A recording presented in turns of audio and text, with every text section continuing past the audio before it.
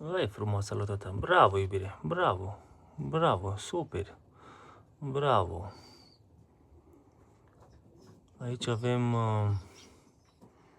femela din 2025 care în anul ăsta a zburat 2 maratoane scurte. Le-au clasat pe amândouă.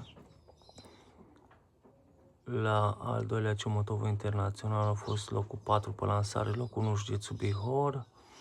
Și astăzi au venit de la Berlin, internațional, nu știu, pe lansare vreo locul 200, locul 20, locul 40, județul Bihor.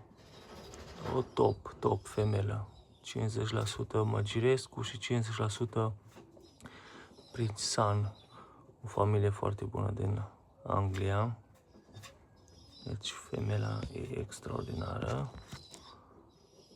Am jucat-o pe pui de vreo 10 zile. Bine, nu-i puiul ei, l-am adoptat ei, dar femela e extraordinară. E top. Top. Bravo, felicitări, super. Ești top. Da, nu-ți face nimeni nimic.